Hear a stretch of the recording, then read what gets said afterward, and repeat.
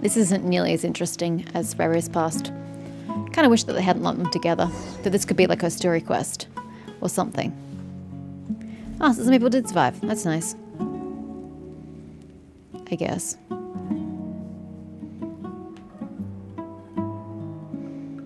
Why is everybody just like standing around? Awkward. Although these look like the Eab tribe.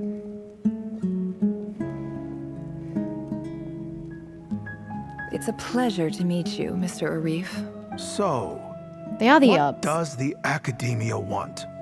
Since they've sent their special ambassador, I assume there's a big business deal to be made. If not, I'd be very disappointed.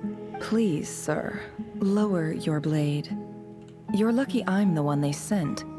Not all special ambassadors share my admiration for the Eab people. The ever-shifting balance of power in the desert reduced the once great civilizations of this region to rubble and sand. But the story of the Eab has a very different trajectory. Others grew weak, but you grew strong, beginning in obscurity and moving to prosperity. You're the only ones who defied the trend. Huh. So, you do know who you're dealing with? This well is the perfect symbol of your strength, is it not? It used to belong to the Unut, but it looks like you have control over it now. You're not wrong. But I'm sure you didn't come all this way just to flatter us. Of course not. I came to bring you some very good news. Some information that recently came to light, which might just be your ticket to freedom. Records uncovered by the Vahumana Darshan show that a certain well currently under Eab control is built on top of some ancient ruins. These ruins are of great archaeological interest to the Academia. I checked the map carefully on my way over here, and I'm confident that this is the well in question. The Academia is offering 50 million mora in return for excavation rights. 50 million? No, wait. If these ruins are as important as you say, 50 million's a little low, don't you think? Don't get greedy, Eab. We know far more than you think. We know that you seized this well by force. Wasn't that the first step in your rise to power? To drive away the Unut and steal their water supply? So what if it was?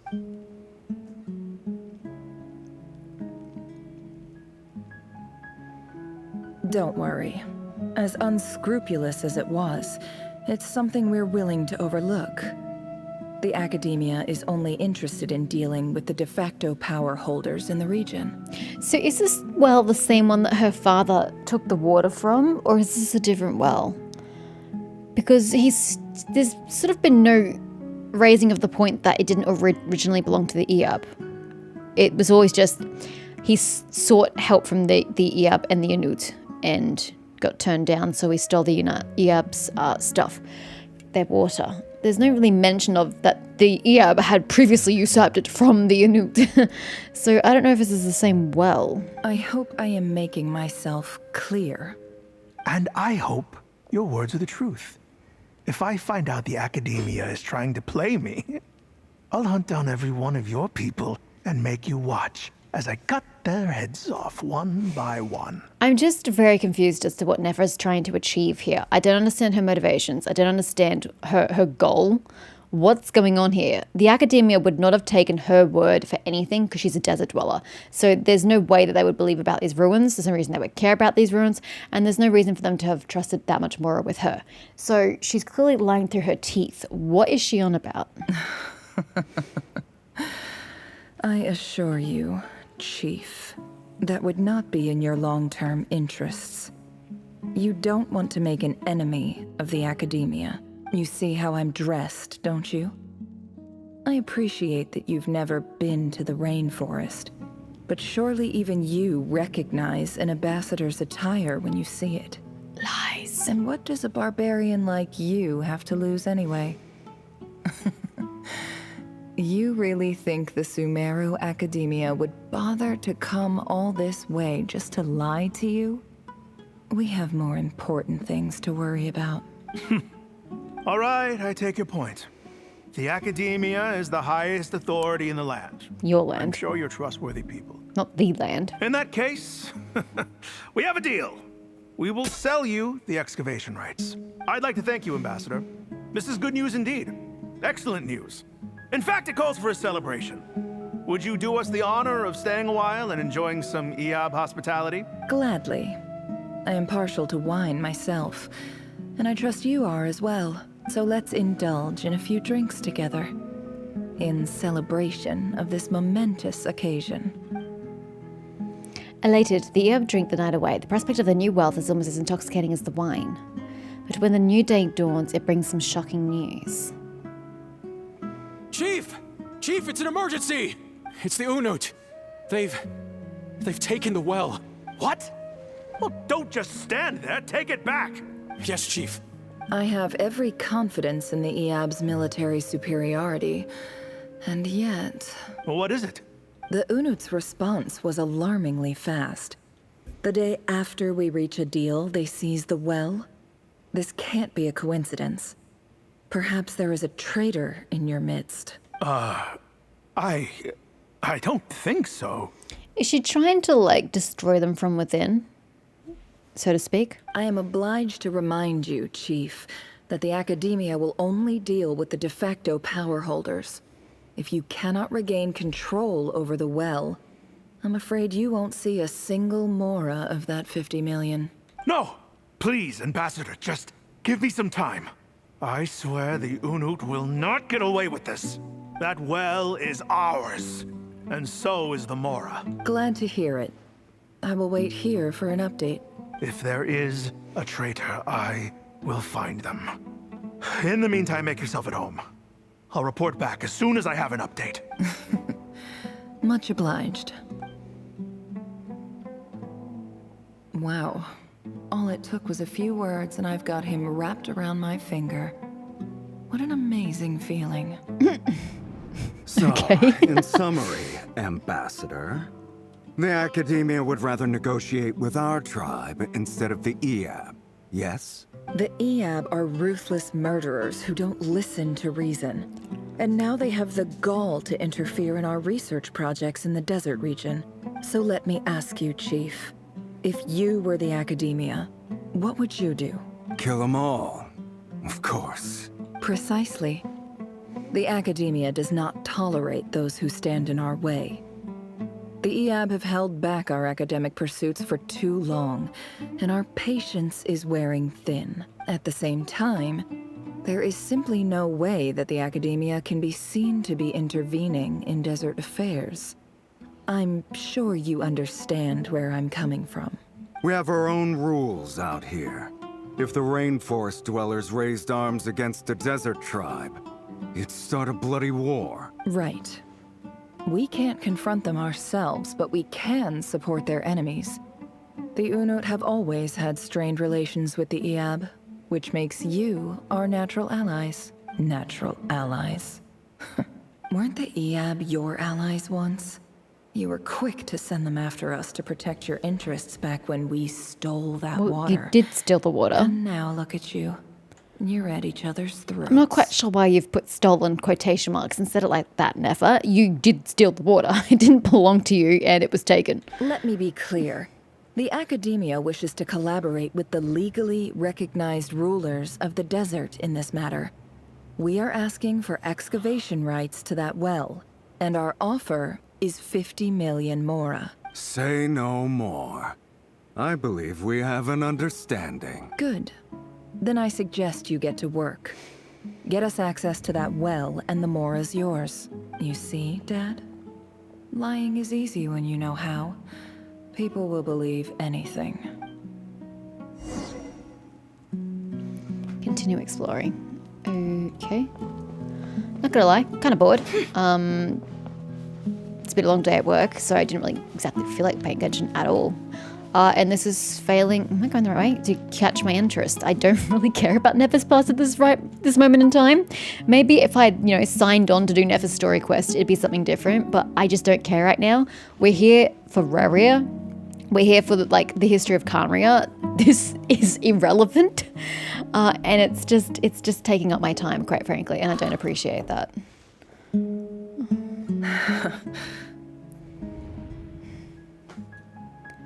Oh, they killed each other. Well, that worked out well, didn't it? Oh god, she's turning to the dark side, guys. Look at yourselves. You may be vile, savage monsters, but your butchered bodies bleed like any others. You're no different. You're nothing special at all. I could understand wanting to get revenge on the Eab, but why did she get the Unut killed? She had no vendetta against them. They did not wrong her in any capacity. That was just cruel. The monsters who destroyed my home, they're just ordinary, petty human beings. What a joke. Well, they are, but also your father kind of asked for it when he stole from them, so I think we're even now. The Unut are not even. Maybe I've even done the desert a favor. It's a better place without all these people around. Oh, Sinuhe, my gullible fool of a father. Perhaps if you'd been as ruthless as I was today, our tribespeople would still be alive. In this dog-eat-dog world, a chief needs to be tough to survive. But you couldn't do what had to be done. So I did it for you. Nefer, it's okay. What are you talking? This is in the past now. Whatever you do, don't say a word. Then why are you all talking? It's like you guys don't even respect the rules of the chess set. I believe I remember you promising to remain silent. Thank you. Shut up, Llama. Yeah, but even so... Shut up! You've been given Is there anything instructions. you can do to ease the tension? Well, she's not allowed to talk, so can you just shut up? You got this, Yehoda. It's your time to shine. No! You were told to remain silent. Do not speak.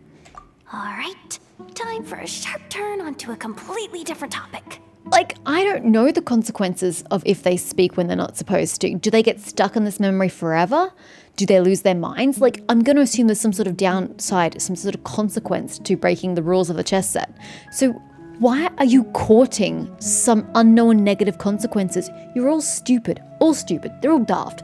I don't know why I keep playing this sometimes. So, Shut up. Anyway, that's enough of that. When are we getting out of this place? Feels like we've been walking forever. I'm getting pretty tired. Oh, Lauma, you tired? Yes. If we can find somewhere to sit down, I could certainly do with a rest. Oh, suck it up, Buttercup. It's not far now. There should be a temple just up ahead. You're not even physically here. It's mental. So you're not getting any physical duress. Is the situation about to reach a conclusion? Yes. Really? A temple? That's where this story ends? I guess that's how things go in the desert. I've been to a similar place with a friend from the desert before. Desert dwellers can never escape their destiny. Or so everyone says. I never wanted to believe it, but looking back now, I'm as desert as they come. You mentioned a temple. What's waiting for us there? My biggest trade secret of all. Where she found the chess set? Ah. Then I'm guessing it's where you got your power from. The power to peer into other people's minds. I didn't know you were clued up on any other religions. I'm no expert in the history of Sumeru, but since you come from the desert, I would imagine it has something to do with King Deshret. And the 7 pillars who served him, they are major figures in the desert belief system too. Now, we happen to have done the event with Layla, so we know that she's going to meet, oh god, Thoth? I don't remember. One of the 7 pillars. Sounds impressive. I have some friends with connections to this stuff, specifically with Hermanubis. Ah, I know who you mean. General Mahamatra Sino. The spirit of Hermanubis dwells within him. Apparently. That's Boss Neff for ya. She knows everything. I'd like to think she knows that. That's like current Sumerian, like, politics. Sino's hardly a figure of obscurity. Exactly. But I know about Sethos, too. Okay, now that one's a little more obscure. What about him? Is he a big deal or something? Well, he's not a small deal. Let's put it that way. I haven't done Sino's second story quest, so I don't know about that. You should know your stuff. Please. This is the bare bone basics. Save the flattery. Can we move on yet? Thanks for your patience, everyone. I'm sure it's been a lot to take in. Not really. With any luck, that's our exit just up I'm ahead. just bored, ma'am. Can we move on?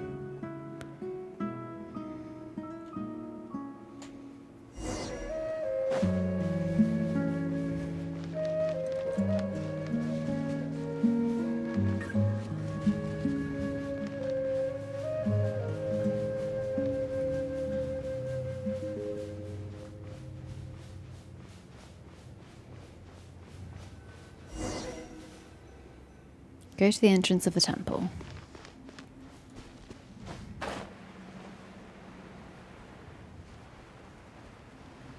So this should be the same architecture of the temple we went to the other week. I mean, it seems the same, question mark. I mean, I don't really remember, but it kind of seems the same. Uh-oh.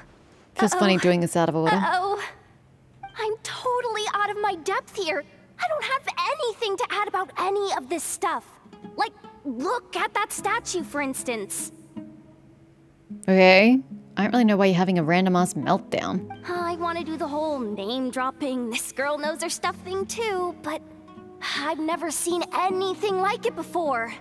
Okay, so then just don't, like the rest of us? A statue with the head of a bird. Looks like something out of King Deshret's mausoleum. That's Thoth, the Ibis King. One of the 7 pillars of King Deshret. The legends say that he, the Crocodile King, and the Goat King were the 3 retainers of King Deshret. Let's take a look.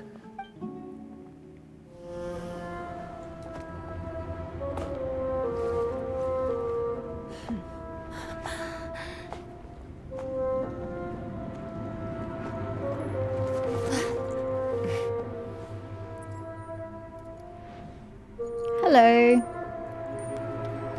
Aren't you pretty? It's just Ashru. So, all is well? Is this where you got Ashra in the first place?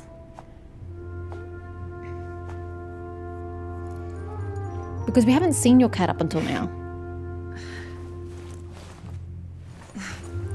Typically speaking, at this point, the world disintegrates. Then we find ourselves back in the outside world. Besides, these are my memories. There's nothing to fear. You're sure? Of course. It's almost over.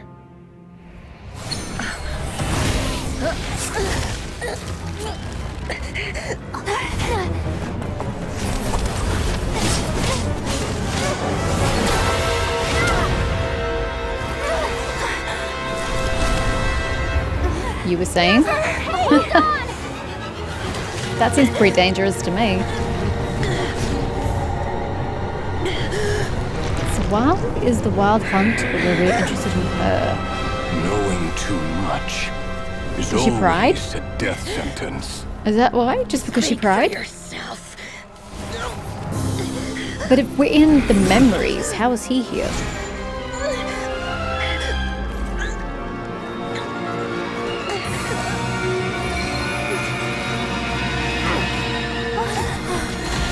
Okay.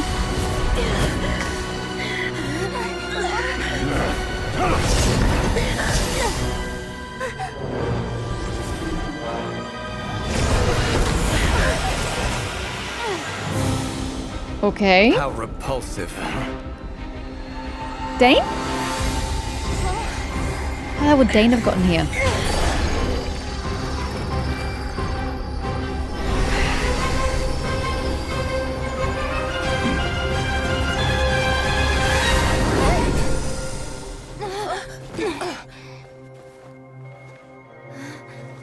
Thanks, Dane. Please don't break the chest set. She needs that.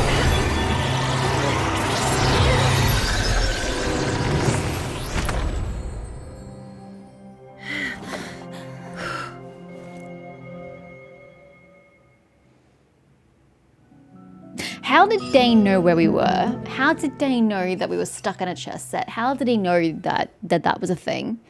Like, it doesn't seem pretty well, like the kind of thing that you could click onto. You certainly did, thank you. It's okay.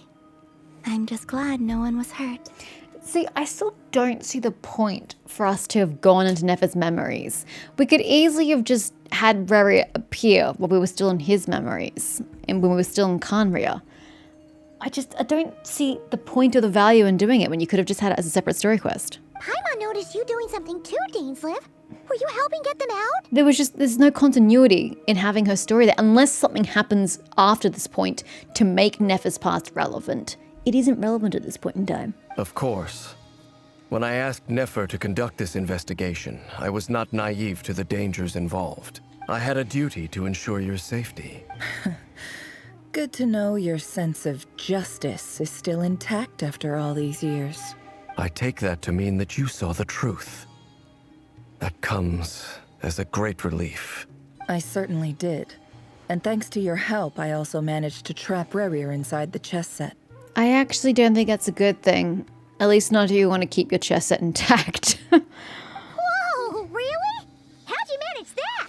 Well, to be honest, I sensed that something was wrong long before we made it to the temple. By using this fragment to probe into Rerir's past, well, the monster formerly known as Rerir. It seems I alerted him.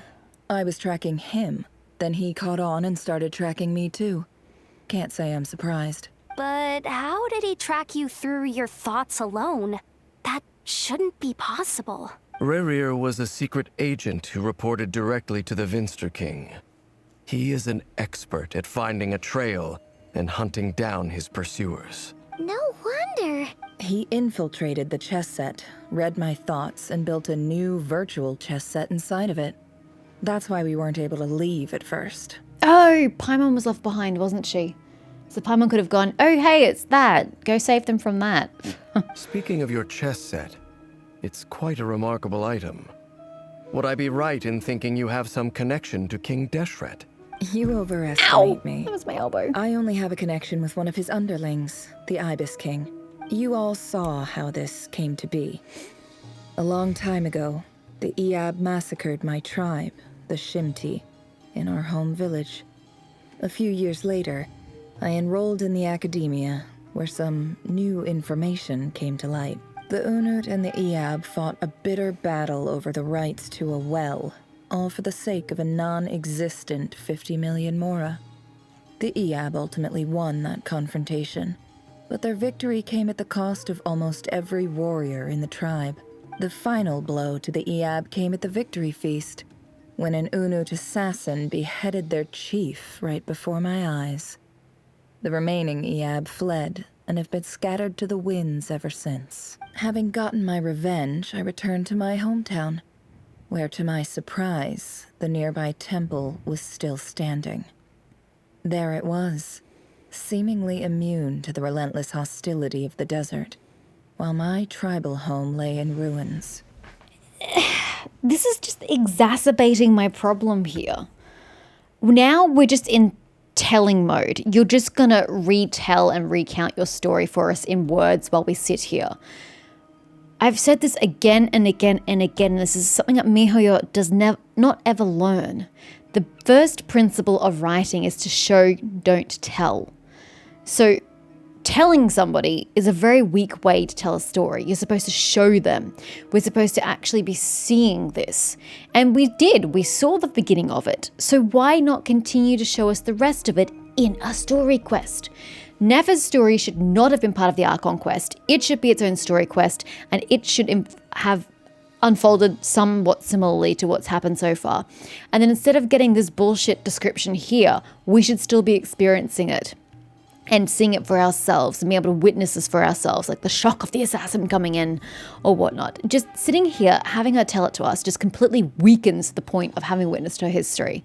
And again, it has no place here. It has no place here in an Archon quest. It needs to just be shoved off to a story quest. As I stood there gazing at the temple, I noticed a cat just outside. This cat, as it turned out, was home to the spirit of the Ibis King. He led me to a gate deep inside the temple, and there he made a deal with me. And it feels so weak considering I've actually have experienced all of this. We did the event quest, which capitalizes on all of this. So it kind of feels like that event quest is what her story quest should have been. And instead, it was an event quest that, is gone and no one else can experience again. It's just, it's weird. This is really bad. This chess set is my gift from the Ibis King. The chessboard within is made to the same specifications as the one in the mausoleum of King Deshret, and represents his power of piercing analysis. With this chessboard in its container, I gained a certain ability to perceive hidden secrets. Now, you could conclude that the Ibis King simply wanted to give the people of this world the power to seek the truth, but I don't believe that's the full story. That's great. Still not relevant. Every god plays favorites. Their hearts are as fickle as any human's, full of secrets, perversions, egotistical tendencies. But precious few gods are willing to admit this. It is the same with all powerful forces, including fate itself. Their gaze falls preferentially upon a select few. As you rightly point out, this is an act of favoritism. If you're alluding to the Abyss, then yes, I agree. Gather the others. It's time to share everything I've learned. Okay, well, I'm glad we just spent that hour doing something completely unrelated to the main quest. Yippee. Before long, the group is gathered in the office. Those too busy to attend inform the others something. Thank you all for being here.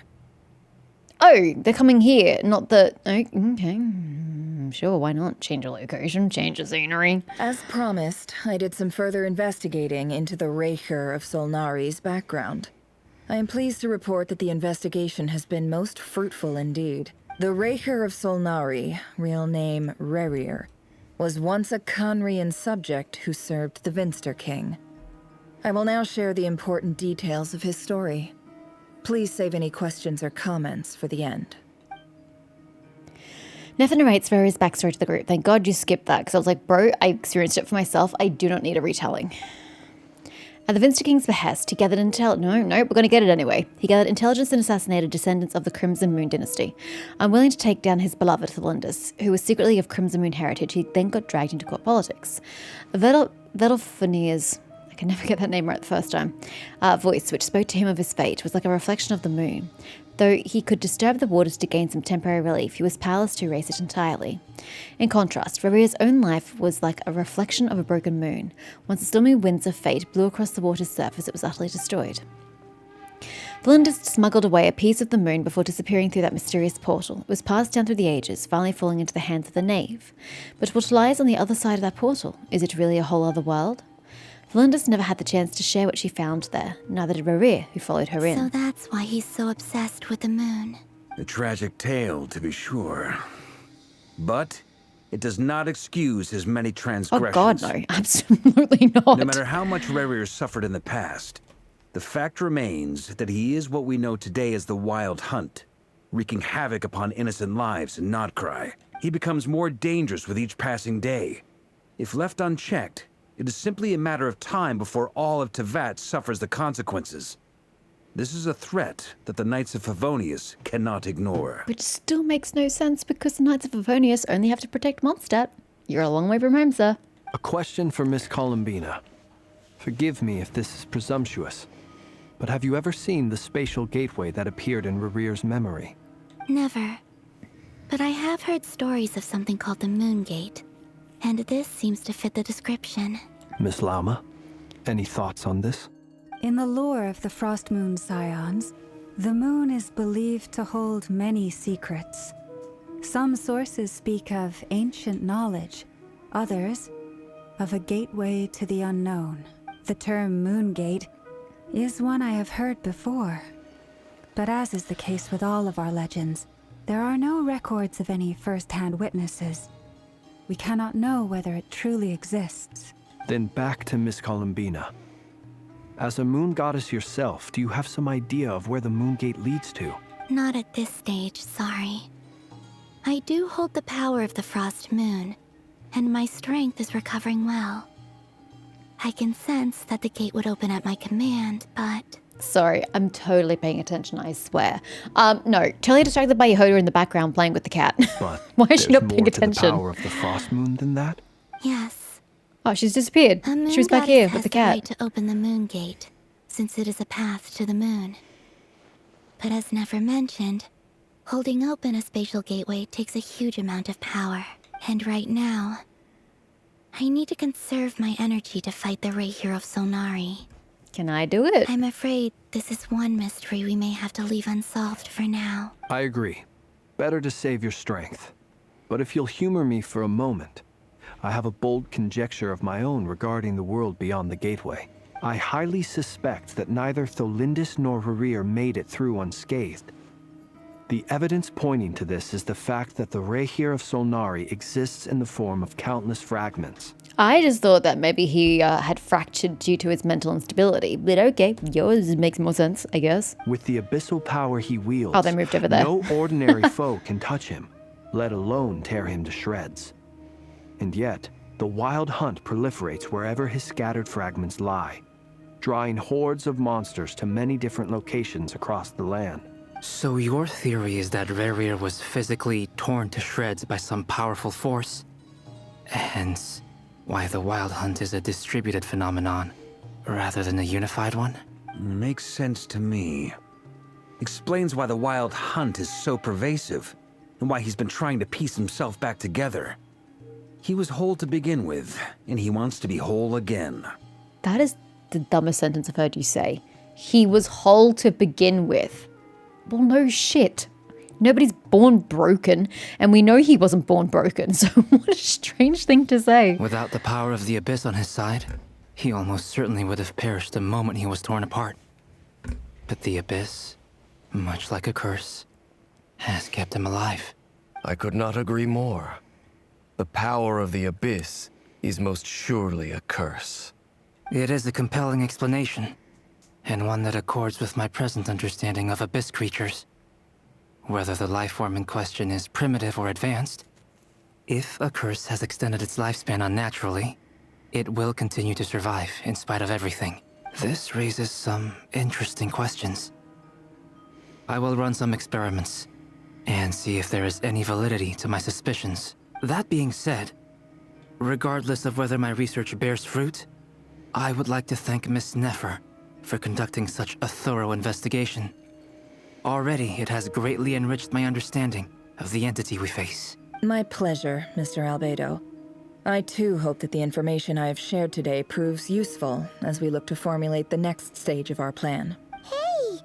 What is it, Dainsleif? You look really upset! It's just... when I think of the man I once knew as Rerir, I struggle to understand why things had to turn out like this. The two of you used to be friends, didn't you? I don't know if these words will bring any comfort, but my heart goes out to you. No, it doesn't. It really doesn't. Those kinds of useless platitudes never help anybody. Mine too. We can never know all the hows and whys of the way things are. The moon and stars are full of untold secrets and lies. And the skies are host to many more mysteries than these alone. Yet, none of that can begin to compare with the complexity of human life. Those are the first comforting words I've heard in a long time. Thank you, both. I don't think you're the type of person who needs comforting words, but okay. Well, I think this is a good place to end today's meeting.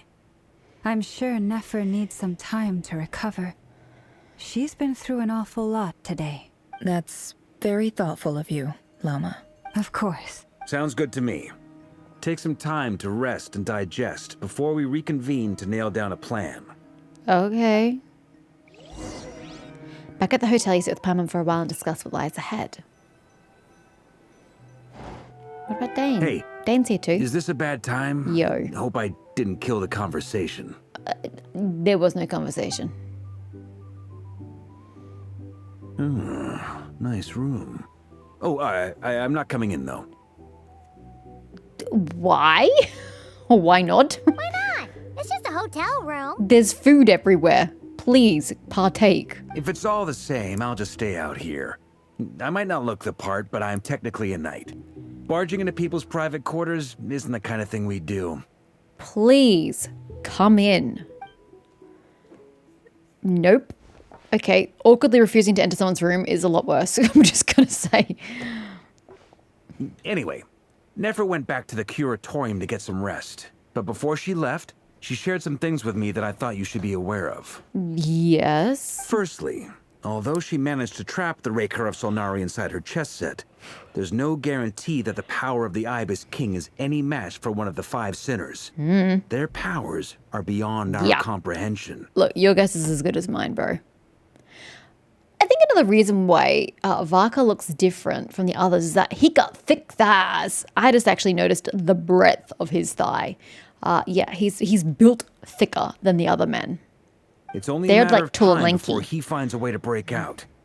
We have to come up with a plan and take care of him before that happens. Honestly, my mom figured that might be the case. So, how long have we got? How the bloody hell is he gonna know? Well, I asked her that same question. She talked for a long time, but for the most part, it seemed like she was trying to convince me how precious her chest set is. What a long and storied history it has. Well, she didn't seem too concerned about it remaining intact when she sealed him inside there. It felt like some kind of sales pitch, you know? The kind where you end up handing over Mora against your will? Anyway, after all that, she finally answered the question. 2 days, at most. 2 days? Holy moly! Can we even recruit enough help in that time? Help isn't the problem. Power is. That remains to be seen. In a plan. Which brings me to the second issue. Dainsleif is obviously conflicted about this whole thing. But given how little time we have, there's no way we can pull this off without his help. Define conflicted. I do believe he will stand up against Raria. I don't think that's in doubt. You have some history with him, right? Do you think maybe you could talk to him for us? I'll see what I can do. Great. I appreciate it. Okay. All right, on to item 3. So, Albedo, Durin, and I put our heads together and came up with a plan. Can't promise it's gonna work yet, but at least it's a start. Yes? We figured we'd bounce the idea off you first. Okay. We'll explore it further once everyone's recovered. Okay, please ask away. Oh, Paimon's dying to hear this. All right, I don't so think I'm dying, but I'm here's curious. what we're thinking. Wait, is it gonna not tell me? Ha ha! Oh, I had a feeling it was gonna do that. Screw you, game.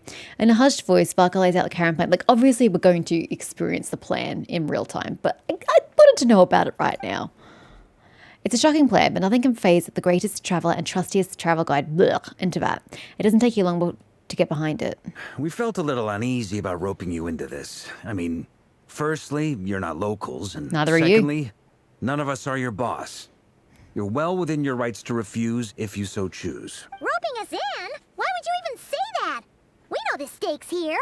It's all of us against the Raher of Solnari, or none of us stand a chance. I choose my words very intentionally, I'll have you know. I like to think there's an art to striking a down-to-earth tone even when the stakes are through the roof. If you say so, buddy. Sir Varka, I have a few thoughts about this plan. Well, that's cool. I don't have any because I don't know what the plan is. I'm all ears. I think we can be more flexible with how the roles are allocated. In my view, the most sensible lineup would be like this. Okay, cool. Great chat. I see your point, yeah. But if that's how we're going to approach this, you'd better make sure you're ready. To be clear, I don't doubt your abilities. Far from it. I just want to make sure. Are you really willing to take all this on? You're asking the wrong person. I don't know what I'm taking on. I want to do everything within my power. The Raher of Solnari is a truly fearsome opponent, and if I do my part, it'll greatly reduce the risk for everyone else involved. Well, that tracks with what I've heard. Jean's mentioned in her letters that you're so diligent it's almost abnormal. Jean described me as diligent? I rather think she's the one who would be described as diligent. As in, Most people weigh up the risks and rewards in situations like this. But you seem to just march towards danger without a moment's hesitation. Yeah, I think she kind of has this, like, invincible complex. She just throws herself at danger because she somehow believes that she's going to pull through. Main character syndrome. Of course, everyone appreciates a fearless pioneer. But all that aside, I'm the Grand Master of the Knights of Favonius, and you're our honorary knight. I want to make sure your courage doesn't come at the expense of your safety. Thank you, Sir Varka. I should be the one thanking you. It means a lot to have you on board. I'll give some serious thought to your suggestions. Varka gives a very knightly bow and says he'll see you at the hotel again later. He has arranged for everyone to meet and finalize the plan of action. In an effort to lighten the mood, he booked out the hotel for this meeting so you could all chat over a drink. I was just about to say, is this really the place for a discussion of the seriousness and of this import when there's people around? But he booked it out, so it's fine. As the moon rises in the sky, you and Paimon leave your room, discussing whether Paimon has any other options than fruit juice. Everyone is already there waiting for you. They're chatting and smiling. Clearly, the rest has done them good. As well as the existing crew, some unexpected help has arrived. Yeah, that's nice. I'm trying to get off, though. Still, you remain conscious of the fact that the future of Nogkai rests on what is decided tonight. So many lives are at stake. You may never meet most of them, but whether they know it or not, all of them are counting on you. What is this, a graphic novel? A visual novel, sorry? It's just text after text after text. Game of what, blood and sand? Okay, well, at least it's allowed me... Oh, God, everybody's health. Sweet dear God. Please heal everybody. You are in dire need of it. Sorry, I am getting off. I just saw the health and went, hello. Yeah, we should probably do something about that. But yeah, I know you guys probably would have played this yourself in one sitting, and you probably wish that I would do it in one sitting, but I just don't care about Genshin enough to sit here for 4 hours doing this quest in one go. Absolutely not. An hour is my stretch. I've been here for over an hour, so yeah, that's going to be enough for me. So I will continue this quest anon, though it makes a difference to you because you'll still be getting daily uploads.